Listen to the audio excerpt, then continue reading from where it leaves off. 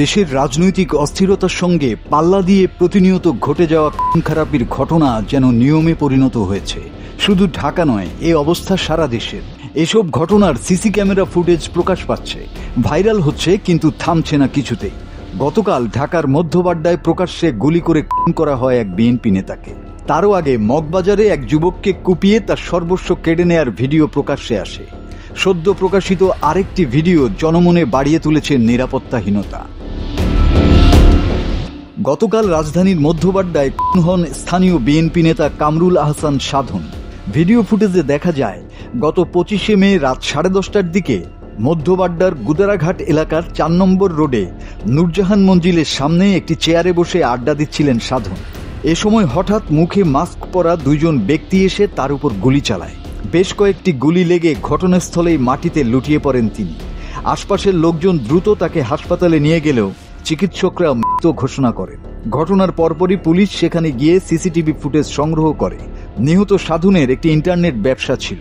এই হত্যাকাণ্ডের পেছনে ব্যবসায়িক বিরোধ নাকি রাজনৈতিক উদ্দেশ্য ছিল তা খতিয়ে দেখা হচ্ছে। সোশ্যাল মিডিয়ায় ছড়িয়ে পড়া আরেকটি ফুটেজে দেখা যায়, একটি সাদা টি শার্ট পরিহিত তরুণ রাস্তা দিয়ে হেঁটে যাচ্ছেন। হঠাৎ মোটরসাইকেলে করে আসা 3 যুবক তার পথ আটকান। 3 জনের 2 জনের মাথায় হেলমেট ও একজন মাস্ক পরা। 2 জনের হাতে চাপাতি, অস্ত্র ঠেকিয়ে তরুণটির ব্যাগ ও মোবাইল ফোন কেড়ে নেওয়া হয়। চাপাতি দিয়ে তাকে কয়েকবার আঘাত করা হয়। এরপর 3 যুবক ব্যাগ ও মোবাইল ফোন নিয়ে মোটরসাইকেলে করে চলে যেতে উদ্যত হন। ভুক্তভোগী তরুণটি তাদের আটকানোর চেষ্টা করেন। এ সময় আবারও তারা মোটরসাইকেল থেকে নেমে গায়ে, হাতে ও উরুতে এলোপাতাড়ি কোপ দিয়ে চলে যান। মগবাজারের গ্রিনওয়ে রোডের জামে মসজিদের পাশে এই ঘটনা ঘটে। তারও আগে গত 18 মে রাতে ঢাকার ধানমন্ডির ভূতের গলি এলাকায় ব্যস্ত রাস্তার উপরে প্রকাশ্যে কোপানো হয় মুন্না নামের এক যুবককে। ভিডিওতে দেখা যায়, প্রথমে একজন হামলাকারী মুন্নার পথ আটকে দেয়। এরপর একটি মোটরসাইকেল, আরও 2 জন এবং পরে আরেকজন এসে তাদের সঙ্গে যোগ দেয়। একজন হামলাকারী কালো পাঞ্জাবি ও হেলমেট পরে মোটরসাইকেল থেকে নেমেই ধারালো অস্ত্র দিয়ে তাকে উপর্যুপরি কোপাতে শুরু করে। জীবন বাঁচাতে মুন্না দৌড় দেওয়ার চেষ্টা করলে বাকি হামলাকারীরা তাকে ধরে ফেলে এবং মারধর করেন। রক্তাক্ত অবস্থায় রাস্তায় পড়ে থাকলে তারা সেখান থেকে পালিয়ে যায়। প্রচণ্ড আঘাতের ফলে সাইফ হোসেন মুন্নার হাত ও পায়ে গুরুতর জখম হয়।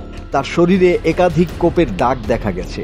পরে আশপাশের লোকজন এসে তাকে উদ্ধার করে পঙ্গু হাসপাতালে ভর্তি করে। এ সমস্ত ঘটনা জনমনে তীব্র আতঙ্ক ছড়িয়ে পড়েছে। একের পর এক সন্ত্রাসী ঘটনা কাঁপিয়ে দিচ্ছে সাধারণ মানুষের নিরাপত্তা বোধ। প্রশ্ন উঠছে, এগুলো কি বিচ্ছিন্ন ঘটনা নাকি আইন শৃঙ্খলার অবনতি ঘটাতে কোনো চক্রের পরিকল্পিত কাজ? মাসুদ হাসান, বাংলা টিভি।